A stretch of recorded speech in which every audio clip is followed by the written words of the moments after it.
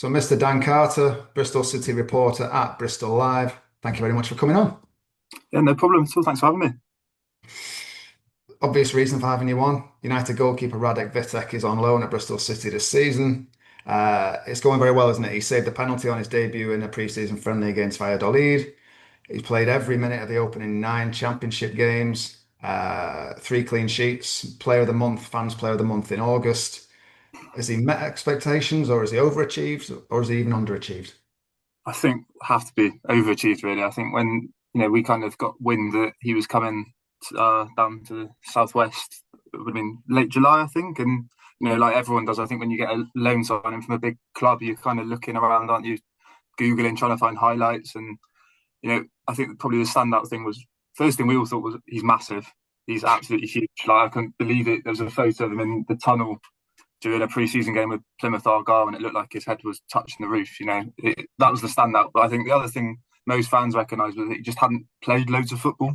So you've always got that slight bit of uncertainty, haven't you, with the young goalkeeper of just what are you going to get? And like you say, from pre-season and straight through into the season, he's stood tall. He's not looked like a goalkeeper playing at the level for the first time. He's looked really solid, and yeah, I think overachieving is probably, it feels a bit harsh because he might have been capable of this all the time. But I think from the expectations we had, he has probably overachieved in Bristol City colours so far. Okay. It started off, I mean, the whole team started off the season really, really well. 11 points from the first five games, but then I think it's two from the last four games. Obviously, that's quite a drop off, but how's his performance level been through that? Yeah, I think you can't lay any of the like dipping form at his door really. Probably how I put it. Like you said, at the start of the season, he started the first game at Sheffield United, which felt like a really big game for City because obviously it's who they'd lost to in the playoffs last year. I think most people look at the scoreline and see 4-1 and expect they battered them, but he had a lot of work to do in that game. And other than the goal, which he couldn't really do anything with, he pulled off some incredible saves, commanded his box really well. And there was a nice moment at the end of the game with the fans where he was like leading them through like the cheers at the end. Probably only 90 minutes of competitive football, and it felt like he'd won them over.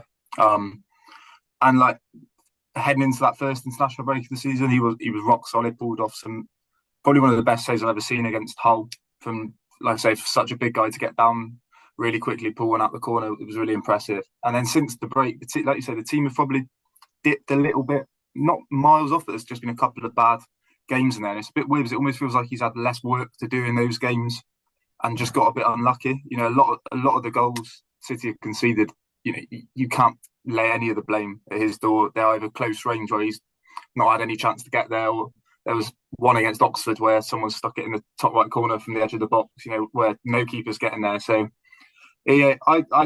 I think it'd be harsh to say he's had a dip, even if the team have. Okay, obviously you mentioned there the header from Ollie McBurney, ridiculous low save. If anyone's not seen it, then get on YouTube. It's worth it. Apart from the shot stopping, what facets of his game have stood out? Is he a dominant presence?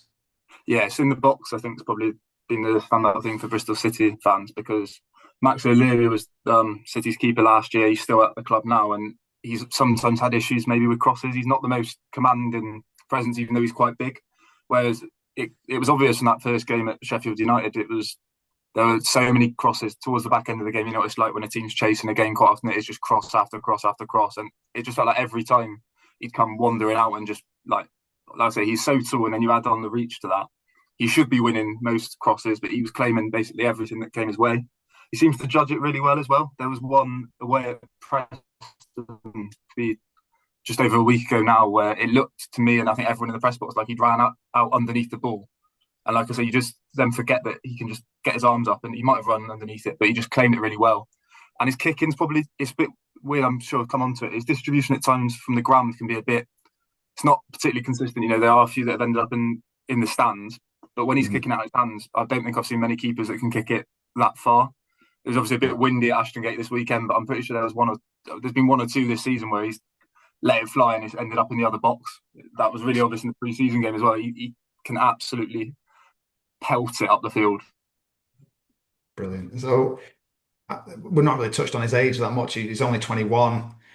Huge, as you say, it's his first real taste of the championship. Has he been subjected to a lot of different kind of challenges. Is there, or is it just like a one constant aerial battering?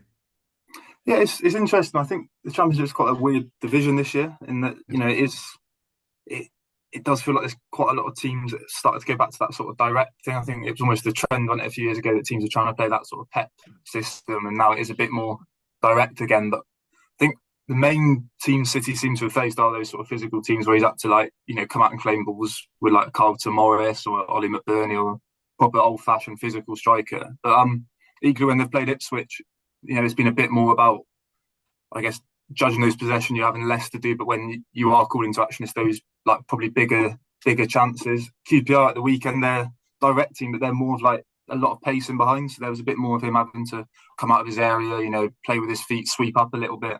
And I thought we dealt with that really well. And he seems to have that knack of. There was a couple of times they got to the byline and they're trying to cut across back, and he's quite willing to lead his near post to get out and try to claim across before someone can get a shot away. So I'm sure there'll be times where that might be the wrong thing to do. But so far, he just seems to judge the game really well. Like, he doesn't look like a 21-year-old goalkeeper to me. He doesn't have that sort of rabbit in the headlights sort of feel about him that so many young goalkeepers do sometimes. Brilliant. I mean, obviously United are sending him out there to get that experience, and that's exactly what we want to hear from our point of view, isn't it? Yeah, 100%. And as far as, we've spoken to Gerhard Struber a lot about him, especially in those early weeks, because, he was stealing the show quite often. He made it very clear that he was someone he knew and someone he'd spoken to, and he was very keen to bring to the club. And he's put a lot of faith in him straight away. And so far, that faith's been repaid, and you can't really see it changing either. I think, I mentioned Max O'Leary there. He's been out injured for most of the season, but he's back fit again now and expected to be available after the international break. But I think the general consensus amongst supporters, and from what the indication we've got from Struber, is that it's probably Vitek's shirt to lose. And I guess from a United point of view, that's perfect. You wouldn't loan him there to sit on the bench, would you? You want him to be playing games. Precisely. So he's popular with the manager. He's obviously, as you touched upon, he made a good first impression with the fans. He was the Player of the Month award in August was fan voted. So he seems quite popular. Any word from his teammates? Anyone sounding off about him post match? Yeah, we got to speak to him after. I think it might have been after the whole game for the first time, and speaking to him, he was incredibly, just really like.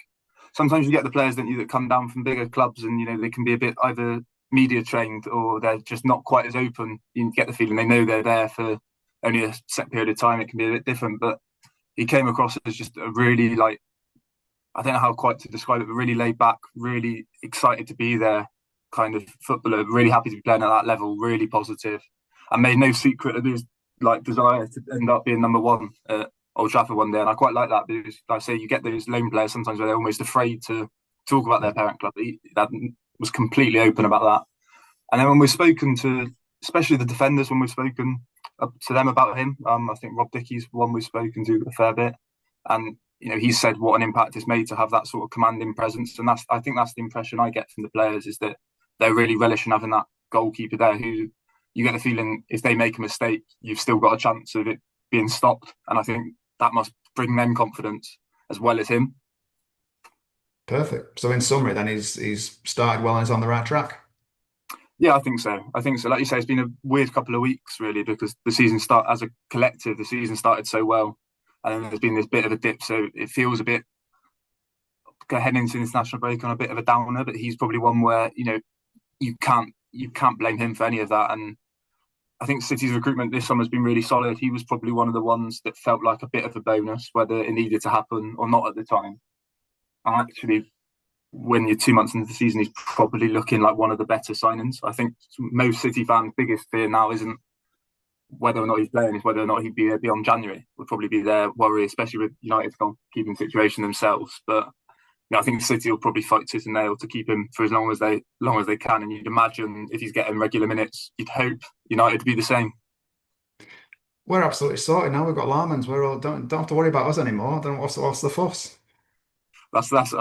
You don't believe that was most of the conversation around supporters on deadline day was what United would do on the goalkeeper situation. That's how worried they were that Vitek might be back sooner than January. I think a few of them were worried, which I'm not even sure would have been possible. But that was the main topic of conversation amongst City fans was hoping United sorted out their situation. Oh gosh. Well, one to look at next summer, hopefully. Like, a full season in the Championship, doing what he's doing, getting all the different experiences. That's just what he was sent out for, and that's going to work wonders with him. So yeah, I think it seems like he's in safe hands. Everyone's happy. Leave it as Yeah, is. yeah. Fingers crossed. I think everyone this end of things would be very happy with that. Deal. Dan, thanks so much for your time. Really appreciate you checking in. Top man, good luck for the season. Yeah, thank you.